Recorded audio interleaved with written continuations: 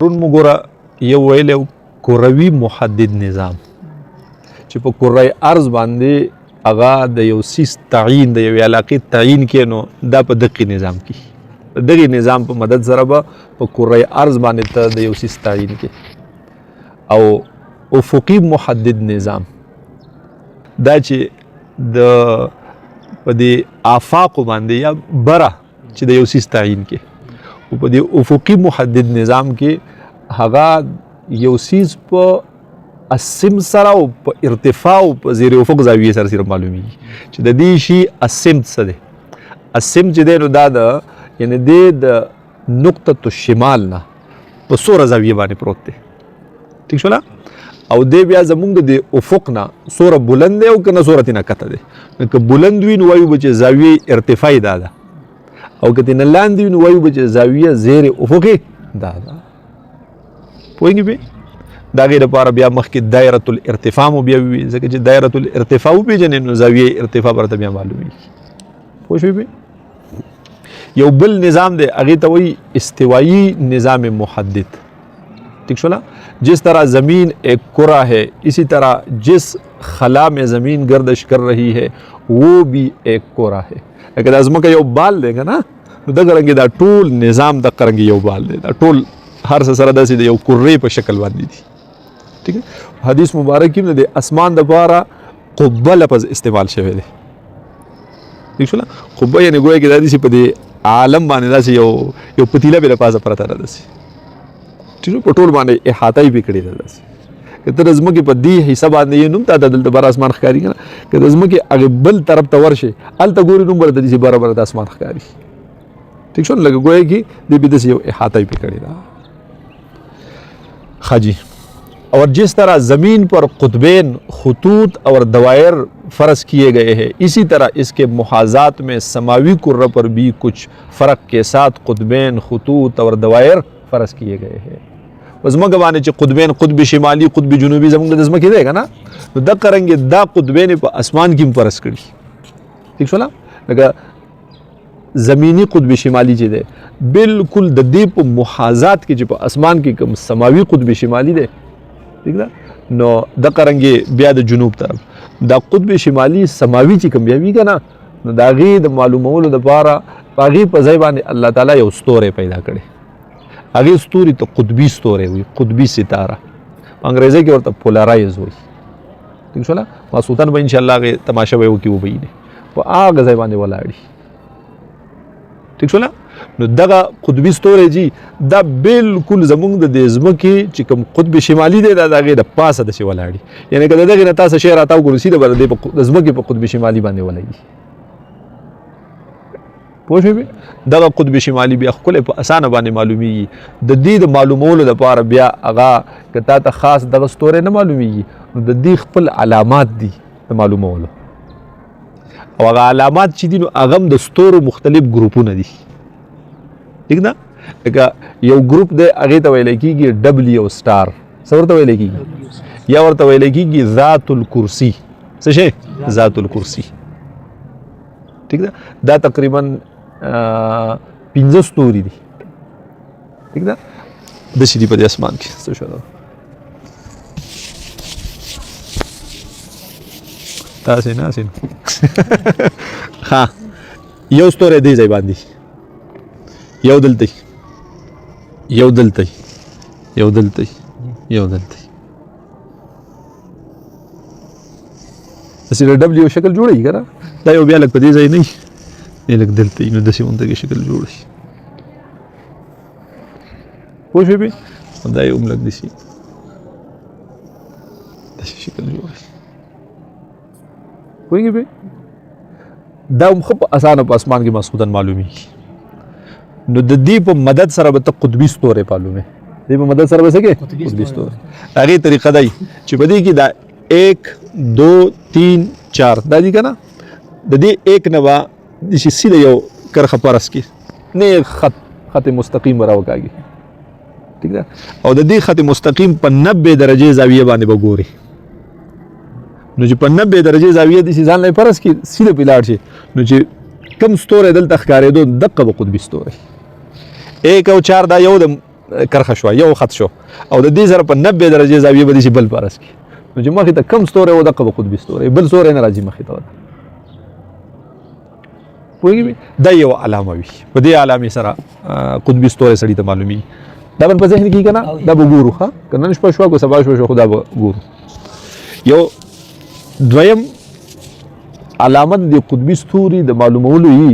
هغه ته ویل کېږي دب اکبر څورته ویل کېږي دب اکبر دب اکبر ابن ستورو یو مجموعه ده یو جمګټه غونډه کیده ٹھیک ده په دې کې یو ستوره دلته یو دلته یو دلته یو دلته یو دلته یو دلته یو دلته دا څنګه غونډه کې شکل جوړ کړي دا چې لکه غونډه کې پوه دا شکل چې دا سړی د ښکارا بالکل ښکاري ٹھیک ده په دې 1 2 3 او 4 دا وستوري دي کنه په دې وستورو کې دې ته دب اکبر ورته مو یو بنات النعش ورته مو څه ورته وي بنات النعش ورته مو په دې کې دې دوه وستورو ده دې ته دلیلین وي څه ورته وي دلیلین پوهیږي نو دا نقشه چې تا ولید په اسمان کې نو دا دوه ستوري چې دي دا دلیلین د دې په منځ کې به ته دا فاصله د ځان سره داسې په سترګو کې به اندازه واخلي ٹھیک شولا د دې په منځ کې چې څومره فاصله ده نو د دې تقریبا په کم 15 حصے 1 2 3 4 5 15 ګنا چې دا فاصله سیوا کې او بالکل برابر دیتا کم ستوره وو چې 5 ګنا په دا سیوا کې کم ستوره وو نو دغه قطبي ستوره دا به څه شي قطبي ستوره پوهیږئ او دا قطبي ستوره چې دی د په خپل باندې د یو د ستورو یو جمګټه د داغي حصہ ده او هغه دغه شانته ده خو هغه وړه ده 1 2 3 4 5 6 داسې ده پوهیږئ هغې ته دب اصغر ویلی کېږي څه ورته ویلی کېږي دب اصغر او د دې دا ستوري بیا واړه دي نو دا داسې سړي ته عام سترګو په نظر باندې ښکاري نه خو دا قطبي ستوری چې دی نو دا د دې اخري ستوری دی دا دغه پکې بیا غټ دی بیا ښکاري نو موږ به د معلومولو دپاره دا نښه به هم تلاش کوو او هغه بل ذات الکرسي هغه ډبلیو سټار چې ورته وایي هغې نښې په مدد سره به هم دا قطبي ستوری څه کوو دا به راوباسو نه پوهېږي پې ټیک شو نه ښه اوس دا قطبي ستوری چې ته معلوم کړي نو د ده په مدد سره ته خط شمال و جنوب معلومولی شي څه معلومولی شي خط شمال و جنوب هغه دا دی چې مخامخ دته داسې یو پیپ راواخلي که نه او په هغې کې مخامخ یو شي ته ګورې نو هغه سیده هغې ته رسېدلی که نه ټیک ده یا بل داسې وکړې دته ته سیده بالکل مخامخ ورته ودرېږي دا کومه کرښه چې بیا جوړېږي دغه خط شمال و جنوب دی یو طریقه بل دی ته وایي چې بالکل صحیح خط راوکاږم په دې ځمکه نو دلته به داسې یو لخته به خښه کړي یو لرګی دې خښ کو او دلته د یو بل لرګی خښ کو نو هغې ځای کې ته ودرېږه او دا لرګي په داسې انداز چوته وخت کته کوه چې د دې دواړو دا سرونه او دا ستورې دا تا ته درې واړه یو شان دي شي ښکاره شي کته بره کوئ بسې چې دا درې واړه یو شان دي شي نو چې کله دا درې واړه دي چې په یو محاذات کې رالل که نه دا دوه لختې خو تا دلته خښې کړي دي که نه دې دواړو لختو په منځ کې کرښه راکاږه دا خط چې تا کوم راکاږو دا سیده خط شمال و جنوب دی دا هغه طرف سیده هغې زمیني قطب شمالي ته رسېدلی او دا طرف یې هغې زمیني قطب جنوبي ته نه پوهېږي پوه شوې نو خبره دا وه چې د دغې دا زمیني قطب چې دی د دې په محاذات کې بالکل د دې د سر د پاسه هغه الله تعالی یو قطب سماوي هم پیدا کړي او د هغې په ځای باندې الله تعالی یو ستوری پیدا کړي نو چې هغه ستوری موږ معلوم کړو نو دی زموږ د قطب شمالي د پاسه دی نو که موږ ده ته په سید کې شو نو دا داسې شوله که چې د ځمکې هغې قطب شمالي ته څه شو په سید کې شو لکه مثال په طور ګوره په دې چت باندې یو کس ولاړ دی په دې ځای کې دیوال دی زه څه اینم نه خو دا په چت باندې چې څوک ولاړ دی دی د هغې لاندې کس بالکل د هغه په سر ولاړ دی بره نو چې زه دې برې کس ته مخامخ ودرېدم نو دا داسې دی لکه زه چې دی لاندې ته مخامخ حالانکې خو زه اینم نه پوهېږي د هغې برني کس چې ما داسې یو خط راکاږو نو دا دې شوی لکه د هغې لاندني کس نه مې راکاږو که نه ځکه خو بلکل د هغه په سر دی که نه اگر چې اوس د لاندې ما ته ښکاري نه او چې د برني سره زه په برابرۍ کې شوم نو دا داسې ده لکه د ښکتني سره په برابرۍ کې شوم نه پوهېږي نو د دغې سماوي قطب چې د هغې باندې دغه ستوری دی د هغې په مدد سره به مونږ د خپل زمیني قطب هم بیا څه کوو معلوموو په دې خبره باندې پوه شوئ دا ستوري دا به یاد ساتئ دا به د شپې ګورو ښه ټیک شوله د دې به مشاهده کوو په خپله باندې ټول ښه نو څرنګې چې په دې ځمکه الله تعالی دغه مختلف څیزونه هغه پیدا کړي دي یا د خلکو پې فرض کړي دي چې دا پکې دا شی دی دا پکې قطبین دي او دا پکې خط استوا ده دا نور داسې خطوط دي نو د دې په محاذات کې بیا دوی په اسمان کې هم دغه خطونه څه کړي دي فرض کړي دي ټیک شوله ښه بیا یو خبره به وي کچھ فرق کے ساتھ ځنه څه لږ لږ فرق پکې شته هغه فرق پکې دی چې په دې قطبینو کې فرق نشتی بیا دا خطوط د عرض البلد چې دي په دې کې هم فرق نشتی پوهېږي په خطوطو د طول البلد کې هم فرق نشتی خو صرف دقه ده چې خطوط د طول البلد چې په ځمکه کم دي نو د دې مبدا څه شی دی خط ګرینیج دی او هغه سماوي خطوط د طول البلد چې دي د هغې مبدا خط ګرینیج نه دی د خط ګرینیج د پاسه چې کوم هلته خط جوړېږي هغه یې مبدا نه ده ٹھیک شوله اوس به یو څیز بل ووایو وبه وایي چې هغه خط د اعتدال ربیعي هغه یې مبدا ده پوهېږي او بل یو فرق پکې دا وي چې دا خطوط د طول البلد خو د خط ګرینیج نه مشرق طرف ته او مغرب طرف ته نو هغه مشرق طرف ته جمع حساب او مغرب طرف ته منفي او دغه خطوط چې وي دا سماوي طول البلد چې کوم خطوط فرض کړی شوي نو هغه د یو طرف نه شمارېږي د دواړو طرفه نه شمارېږي نه پوهېږي ټیک شو نه دریم فرق پکې دی چې دا زمینی خطوط د طول البلد چې دي دا خو ته په ډیګري نظام سره هم اظهار کولی شي موږ وایو 72.658 داسې مختلف که نه خو دا سماوي خطوط د طول البلد چې وي هغه ته په دې ډیګري نظام کې په دې درجاتي نظام کې به د هغې حساب کې نه په دې اشاریو ته هغه نشي بدلولی هغه به ګنټه منټ سیکنډ په هغې نظام کې وي بس هغې حساب کتاب په دې اشاري نظام کې نه کوي بلکې هغه ګنټه منټونه دقه په موبایل کې که تاسو وګورئ هلته ورته لیکلي رایټ ایزنشن RA ورته لیکلی او په هغې کې چې هم لیکلي نو هغې کې هم هغه ګنټه منټ سیکنډ په هغې ترتیب باندې لیکلي ٹھیک شوله ځکه په هغې باندې بس یو هغه طریقه پې دا را روانه ده چې هغه په اشاري نظام ته دوی بدلوي نه په هغې ګنټو منټونو کې اظهار کوي دغه لږ لږ فرق دی پکې ښه پوه شوې हाँ जी समावी कुर्रा पर परस किए जाने वाले ख़त को हाँ मसलन ज़मीनी क़ुतबैन के मुहाज़ात में समावी कुर्रा में फ़र्ज़ किए जाने वाले क़ुतबैन को समावी क़ुतब जुनूबी व शिमाली ज़मीनी ख़त इस्तिवा के मुहाज़ात में समावी कुर्रा पर फ़र्ज़ किए जाने वाले ख़त को ख़त मुअद्दिल नहार دا خط استوا د ځمکې که نه د دې خط استوا په محاذات کې چې په اسمان کې کومه غیر جابره دایره فرض کړې شوې ده ٹھیک ده دا نه ګورې هسې نه ته وایي چې لکه هلته به داسې کرښه به یا سره یا سپینه یا تور رنګه نه فرض کړې شوې ده په دې ځمکه باندې هم نشته خو فرض کړي دي نو هلته چې د دې په محاذات کې کوم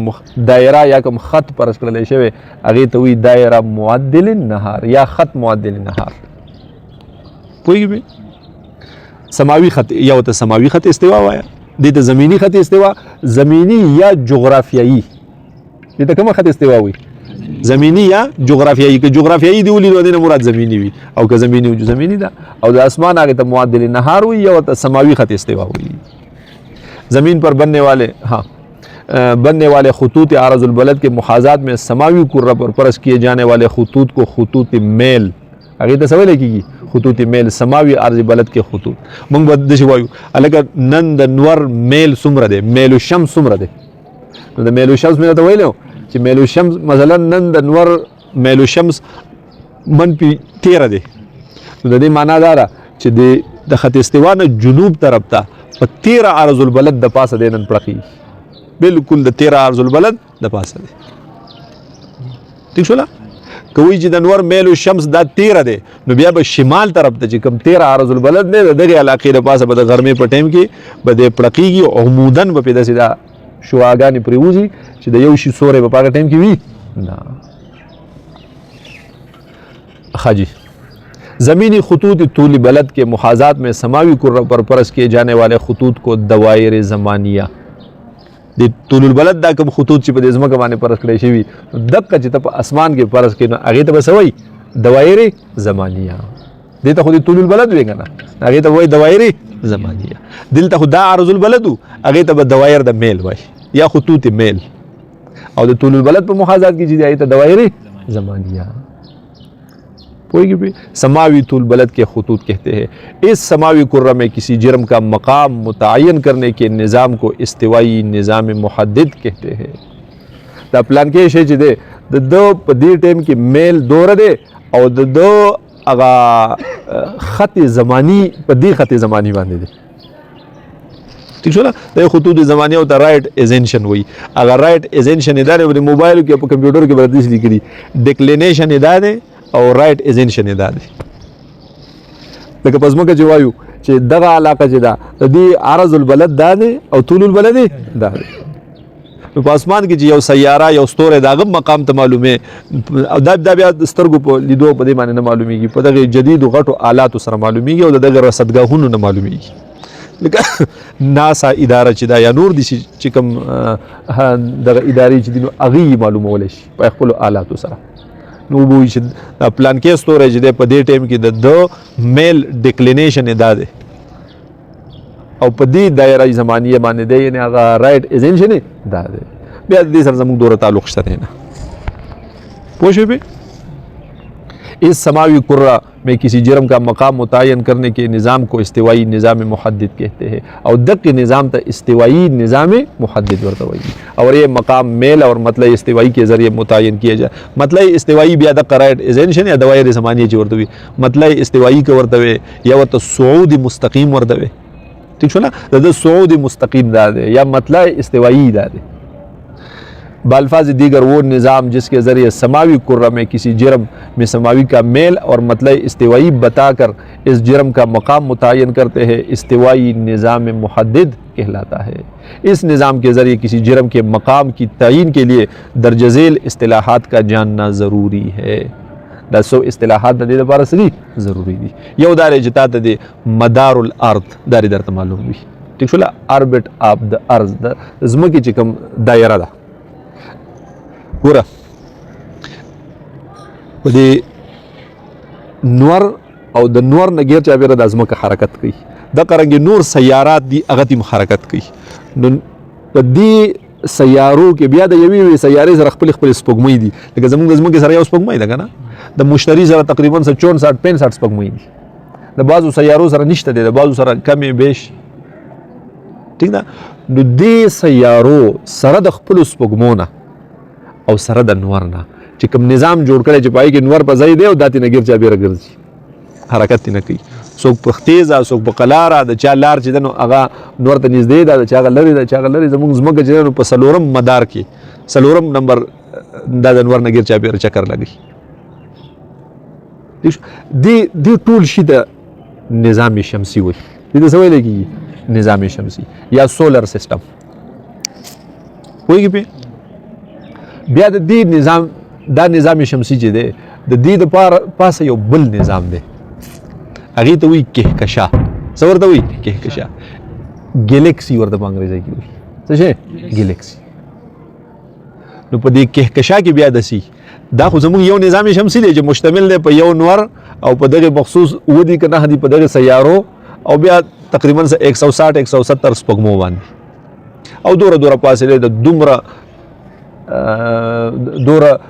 د رڼا کلونه دوره پلنا دوره وګړه دوره خور نظام دی خدا کهکشا چې بیا په دې کې په اربونو باندې داسې نظامونه بیا باقي کې یو ستوره دوه ستوري نه باقي کې داسې نظامونه لکه نظام شمسي یو نظام دی یو شی دی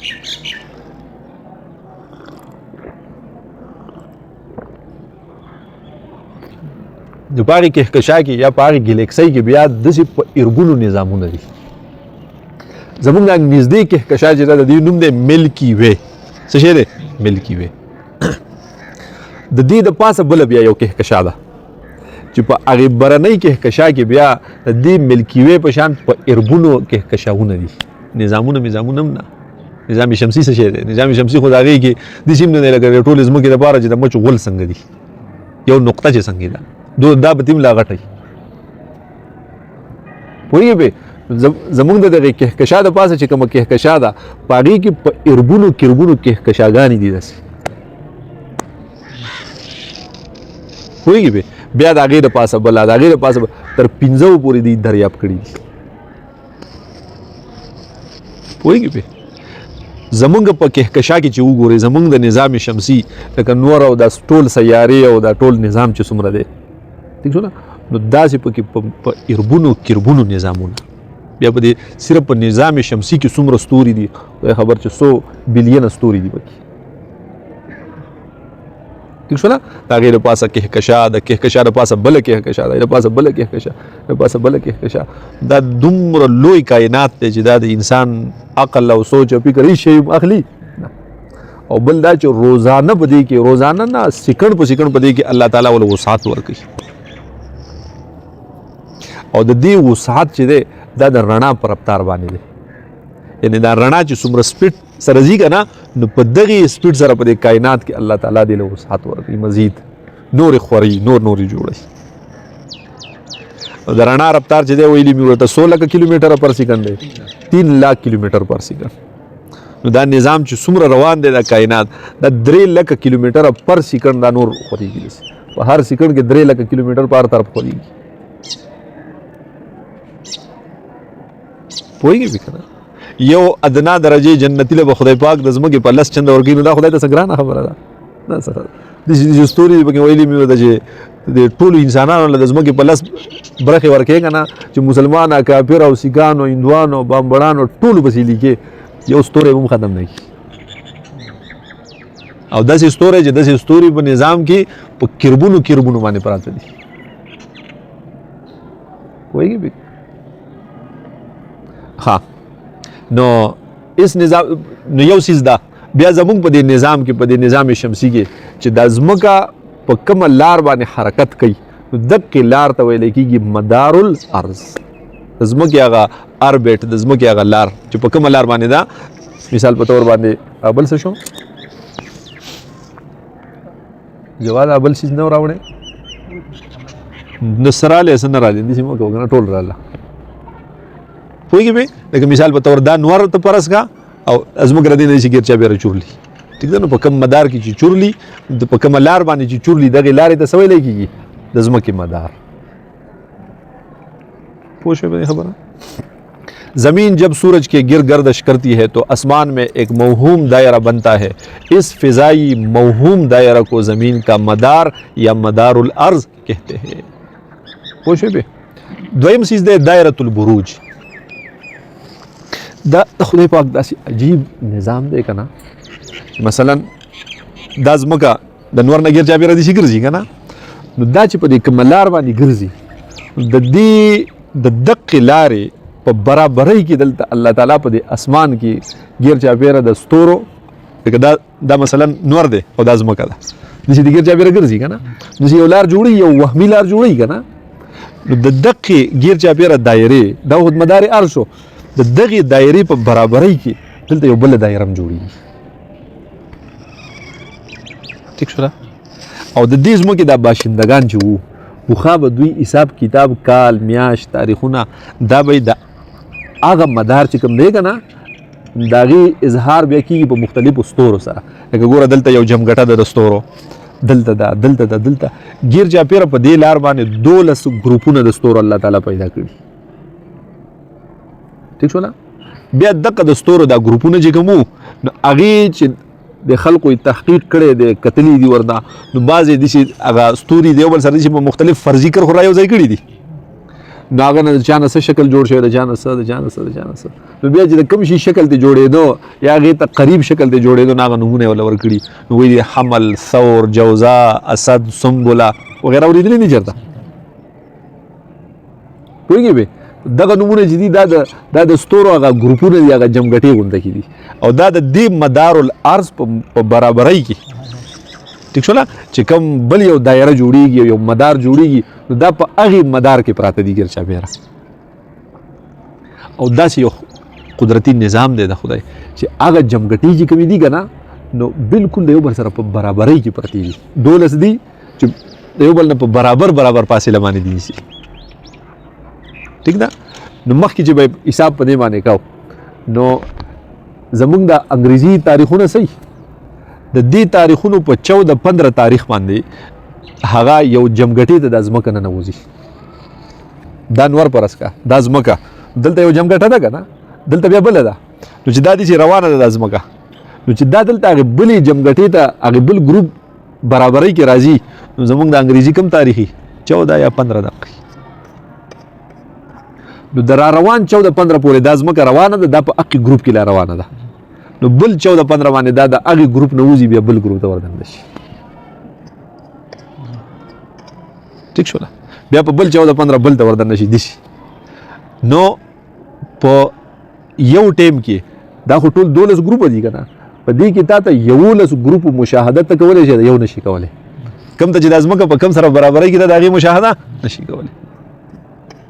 هغه نشي لیدل، او هغه باقي څه کېږي لیدل شي.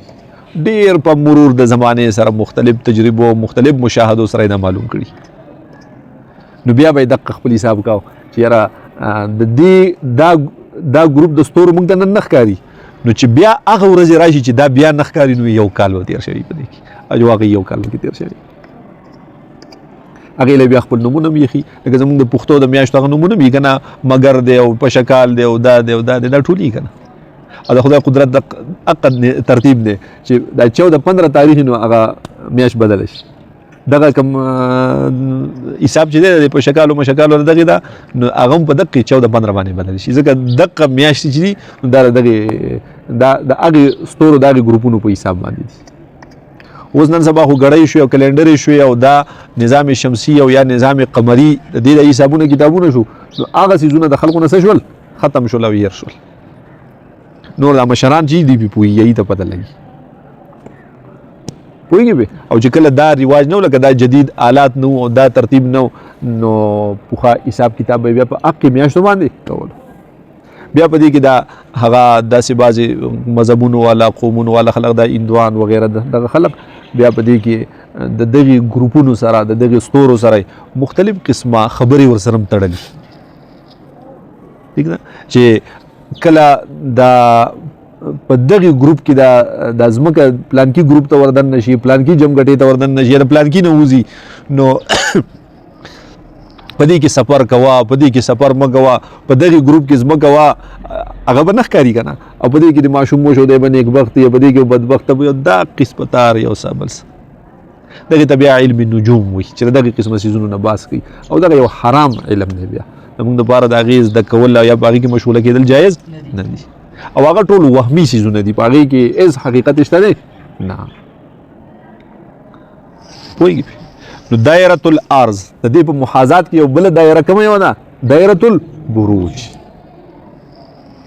پوه شوې. اوس راځه مخکې یو نظریه چلېده، هغه ده چې دا ځمکه ساکنه ده او دا نور ته ګیر چاپېره چور دي، لکه څرنګه چې په ظاهره کې دي. ظاهر موږ ته څه دي چې ځمکه په ځای نه که نه، او دا نور راخیږي او ډوبېږي. نو هغې وایي په حقیقت کې هم داسې ده. یو زمانې پورې دا نظریه چلېده، خو لیکن دا اوس ختمه شوې ده، ځکه چې خلک په بره ختلی مشاهدې کړي دي، کتلي دي چې داسې نه ده، بلکې دا ځمکه حرکت کوي ګیر چاپېره. ټیک ده. نو هغه خلک چې دي اوس هم دا زموږ د بریلیان وروڼه چې دي، نو دوی د دقې قایله دي، او دې ته هغوی بالکل فرض عقیده ورته وایي، فرض نظریه ورته وایي. که ته د ځمکې د سکون قایله نه یې،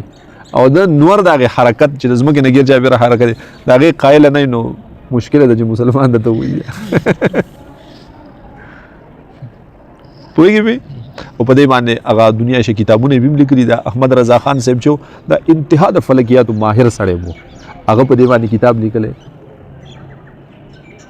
سکون الارض داسې یو کتاب دی. دغه یو ټکی ورسره بل هم دی، خو دغه نوم کې دا راځي. نو دغه قسم خلق بیا وایي چې ځمکه ساکنه ده او نور دې نه ګیر چاپېره ګرځي او دایره البروج چې دی نو د دې نور د دې مدار په محاذات کې چې کوم مدار راځي نه پوهېږي پوه شوې موږ وایو ځمکه نور ساکن دی په نظام شمسي کې ښه هسې ساکن نه دی ګورې په نظام شمسي کې د ځمکه ګیر چاپېره چورلي نو دا ځمکه چې په کوم مدار کې چورلي د دې په محاذات کې چې کوم مدار دی اقا دایره البروج دی ٹھیک ده او هغه وی چې نه د ځمکه په ځای ساکنه ده او دا نور ته ګیر چاپېره چورلي سیده هغه یو دی بیا ګورې بیا ښه او د دې په محاذات کې چې کوم مدار جوړیږي نو هغې ته دایره البروج وي لکه دا نور دا ځمکه دلته جوړیږي که نه هغې وایي چې نه دا ځمکه نو دا نور دا دې محاذات کې جوړیږي که نه سیز یو راځي بیا هغه دایره البروج یو شد راځي بیا دائرۃ البروج زمین جس فضائی راستہ پر سورج کے گرد گھوم رہی ہے اس کی محاذات میں آسمان پر بننے والے دائرہ کو دائرۃ البروج کہا جاتا ہے دائرہ معادل النہار زمینی خط استوا کے محاذات میں آسمان پر بننے والا دائرہ دائرہ معادل النہار کہلاتا ہے یہ گویا سماوی خط استوا ہے گویا کہ دا آسمانی خط استوا دا پدې قصه باندې پوه شوې پرونو کابل ورځو ما تاسو ته یو څیز ویلی و چې مې دا په ظاهره کې د انور چې دی مثال په طور باندې دا ځمکه ده دا خط استوا ده دا خط سرطان دی او دا خط جدي نو په دې علاقه کې د انور څه کېږي چکر لګي پوهېږي په 21 جون دا خط سرطان نو په 21 جون دی دلته ٹھیک شوله د 21 جون نه دی بیا را روان شي راځه نو چرته را ورسي 21 جولائی 21 اگست 21 ستمبر خط استوا را ورسي کنه د 21 ستمبر نه بعد بیا را رواني جنوب طرف ته 21 اکتوبر 21 نومبر 21 دسمبر لره ورسي ادي ځای نه بیا شروع شي واپس نو 21 جنوری 21 فروری 21 مارچ بیا خط استوا را ورسي بیا د دې ځای نه روان دی بیا نو بیا چېرته راورسي 21 جون له بیا دلته راورسي 21 اپریل 21 مئی 21 جون بیا دلته راورسي دغه ځای نه بیا شروع شي په دې قصه پوه شوئ اوس راشه دا دی چې په دې 21 جون 21 یا 22 په دقیق منځ کې دی چې دلته راورسي او د دې ځای نه واپس تن وکړي نو دې ته انقلاب وایي دې ته څه وایي انقلاب الشمس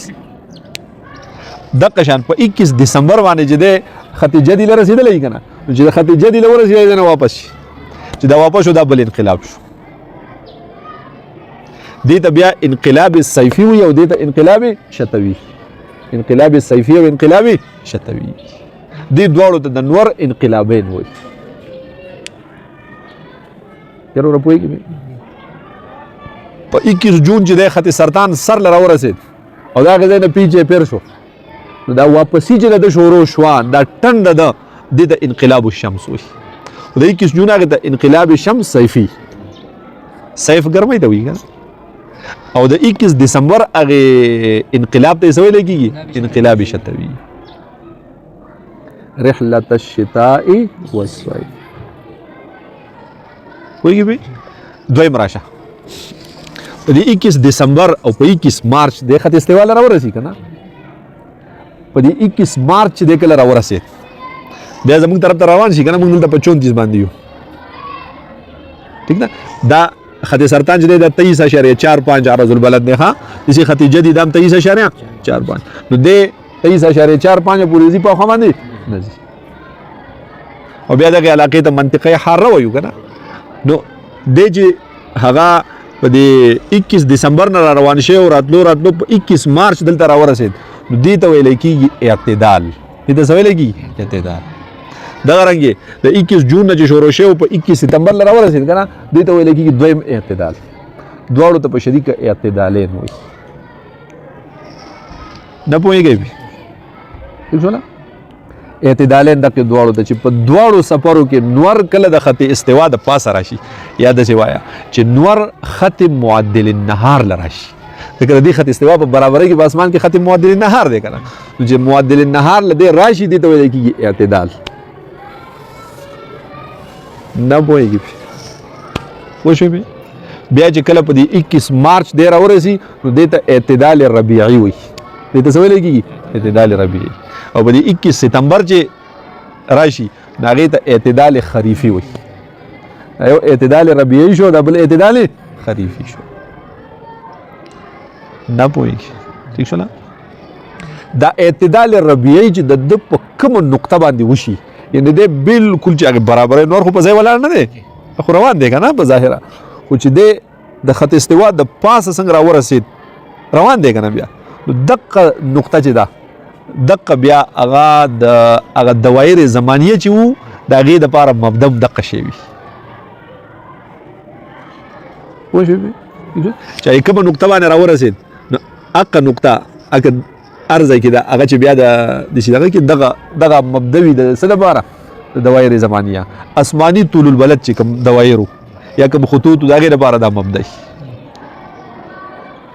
نو دوه انقلاب او دوه اعتدال په دې باندې پوه شوی اوس راشه یو کس دا وایي نه اعتدال ربیعي ذاتو اعتدال ربیعی जिस वक्त सूरज जुनूब से शमाल की तरफ जाते हुए दायरा मुअद्दिल नहार समावी खत इस्तिवा पर पहुंचे अल्फाज दीगर जिस वक्त सूरज 21 या 22 मार्च को दायरा बुरूज और दायरा मुअद्दिल नहार के मौज़िअ तक़ातुअ पर पहुंचे तो उसे اعتدال रबीई ٹھیک شو امید ده کنه 21 مارچ ته راورسي دې ته څه ویل کېږي اعتدال ربیعي اعتدال ربيعي مطلع استوائي صعودي مستقيم کا مبدا ہے مطلع استوائي یا صعودي مستقیم یا هغه دوائر زمانیه چې کوم دي دا د هغې دپاره څه شی نه مبدا دا مرکز دی ورله لکه د طول البلد دپاره خط ګرینیج مبدا و که نه نو دغه رنګې دغه د مطلع استوائي دپاره یا د صعود مستقیم دپاره یا د هغې دوائر زمانیو دپاره مبدا هم دغه معدل النهار وي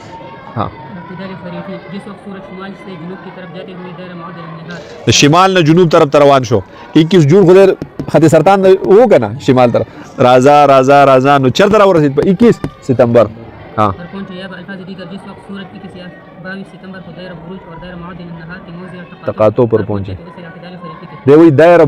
दायरा बुरूज और दायरा मुअद्दिल नहार के मौज़िअ तक़ातुअ पर पहुंचे ٹھیک شو دغه جوړو ده انقلابی صحیفی सूरज जब 21 या 22 जून को खत सरतान पर पहुंच कर वापस पलटता है उसे انقلابی صحیفی कहते हैं په 21 جون دا صیفی دی که نه په 21 دې ځای له راورسېد دې ځای نه پیچې پیر دا انقلاب شو صیفی انقلابی شتوی सूरज जब 21 या 22 दिसंबर को खत जद्दी से वापस पलटता है तो ये د دې ځای نه چې واپس کېږي په دې 21 دسمبر که نه نو دې ته انقلابي شتوي خط نصف النهار اوس راشه بل شي دا په مخه چې موږ وایو خط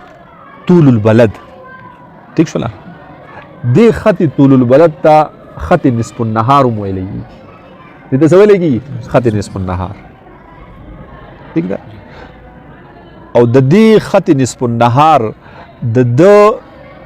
دا سایه اصلي څه وي فیع الزوال دا سایه اصلي به همیشه په دې خط نصف النهار باندې وي پوهېږي مې ودرېږه ښه د دې خط زموږ په دې اوقاتو کې ګوره ډېر اهمیت دی لره حاصل دی ٹھیک ده نو دا خط نصف النهار یا خط طول البلد دی به موږ په مختلفو طریقو باندې معلومو او دا کوم طول البلد خط چې دی یو خو د علاقې طول البلد زاویه ده که نه چې د دې علاقې طول البلد دا دی لکه زموږ د علاقې مثلا 72 ٹھیک ده یو خط طول البلد دی ما ته زاویه ماویه مو وایي چې په دوره د خطي ګرینیج نه په 72 پروت دی که پارسه باندې خو دا خط راته راوکاږه دا خط کم یو دی ٹھیک ده نو هر یو طول البلد ویلی مو دا د قطب شمالي د قطب جنوبي سره ټچ کیږي که نه لکه دا سوره کرښې چې دي دا دې ځایونو ته رارسي که نه نو زمونږ په دې ځای باندې مونږ ناست شو دې ځای باندې کوم یو خط تللی دی چې هغه سیره قطب شمالي ته والته قطب جنوبي ته وررسي دقې خط ته خط د طول البلد وي یا بالفاظ دیگر دقې ته خط نصف النهار وي نو چې دا خط مونږ معلوم کو ٹھیک ده نو ته به په دې خط باندې بدل ته داسې یو شی خښ کړي نو چې کله د نور سوری دقې خط له راورسېد نو چې څومره دا سوری و دقه به سایه اصلي وي هغه فیض زوال هم دقې نه پوهېږي دا مارکر په دې ځای پروت دی ٹھیک ده یا دا په دې ځای دي ولاړ دی دا د دې ته ماته ووایي چې د دې هغه خط طول البلد راته راښکاره کړه ٹھیک ده نو دقه خط طول البلد به معلوم کو اوس ځان ته به په دې باندې نښه وکړي همیشه دپاره چې په دقې خط باندې دلته تاسو شی ځوړن کړی و او د نور د سورې په سار ټایم کې به کم طرف ته اخوا به بیا به د انور پر ورو راځي د سورې به سره راچورلی که نه په مازدیګر ټایم کې نور هغه ځای له ورسي نو سورې اوس چېرته رارسېد داسې دی که نه نو چې دې خط له کله د نور سورې راورسېد نو پوه شه چې دا عین وقت نصف النهار دی هغه مکروه وقت چې کوم وي او په دغه ټایم کې دا سورې چې سورې دی دا هغه فیء الزوال دی دا څه شی نه یا هغه سایه اصلي ده ٹھیک شو اوس دا خط نصف النهار چې موږ معلومو نو یو دی موږ د شپې معلومولی شو د قطبي ستوري ده ځکه قطبي ستوری زموږ د قطب شمالي د پاسه پروت دی که نه نو چې د قطب شمالي نه د قطب جنوبي هغه خط موږ معلوم کړو خو دقې ته خو خط نصف النهار هم وایي که نه خط طول ورته هم وایي او خط نصف النهار لکه د دغې ستوري نه دی تا معلوم کړو نو عین خط نصف النهار دی معلوم یو شو دویم دا خط نصف النهار موږ په دې جدیدو آلاتو سره معلومولی شو لکه په دې ټایم کې ته وګوره چې د نور هغه عظیمت څومره دی هغه السمت څومره دی ٹھیک شو وګوره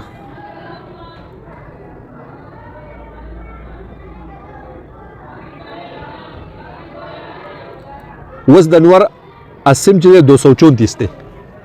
ٹھیک ده 234 دی نو داسې وکړه لیول به راواخلې او ځای به ځان ته اول لیول کې بیا به یو شی په دغې ځمکه باندې خښ کې هغه سیز به هم ګورې دا به هم لیول نیغي ګوره کوږ به نه وي ټیک شوله چې په کوم ځای باندې دا سوری راتلو سیده به په دې سوري باندې کرښه راکاږي او تا عظیمت په دغې کرښې راکاږلو په ټایم کې دې وکتو چې 234 څه و 234 ټیک شوله نو 234 زاویې چې ته داسې جوړه کړې نو چې کومه کرښه جوړه شوه دقه خط طول البلد یا خط نصف النهار نه پوهېږي خط طول البلد خط نصف النهار یا خط شمال و جنوب ورته وایي لکه یو سړی چېرته رسېدلی شمال ته ولې جنوب ته که نه نو په دې جدیدو آلاتو سره معلومیږي دریم دا خط نصف النهار معلومیږي په دایره هندیه سره په څه سره په دایره هندیه سره دایره هندیه یو داسې چیز دی د هند فلکیین چې کوم هیئتدانان فلکیین هغوی دا ایجاد کړې وه او په دې په ذریعې سره به خط نصف النهار یا خط شمال و جنوب یا خط طول البلد درې واړه د یو شي نومونه دي دا به پرې معلومه پوه شوې نو دریم معلومیږي په څه شي سره په دغې دایره هندیې سره او دا دایره هندیه چې ده نو یو خو به دلته به هسې ځان له اوس معلومه کړو ټیک ده او یو بالکل صحیح پریکټیکل معلومول ټیک ده نو هغه به نن به دایره جوړه کړو وروستو او سبا به بیا د هغې میچ کچ کوو پوه شوې ځان ته به هغه سیټینګ نن وکړو او بیا هغه خط نصف النهار به بیا کله معلومو سبا به معلومو چې په کومه ورځ ته ځان ته سیټینګ وکړي نو په سبا له به بیا په هغې باندې څیز معلومیږي یا په هغه ورځ پې معلومولی شي خو سهار وختي به دې بیا کړی ټیک شوله نو دایره هندیه یو خو هسې ځان سره اوس په دې بورډ باندې وباسو چې په دې طریقه باندې په خط نصف النهار یا خط طول البلد معلومیږي او دویم به دقه عملي مشق به کوو ښه پوه شوې ښه دلته د ملګري به د خپل پوزیشن اوس لږ بدلوئ ښه لږ به رانږدې کېږي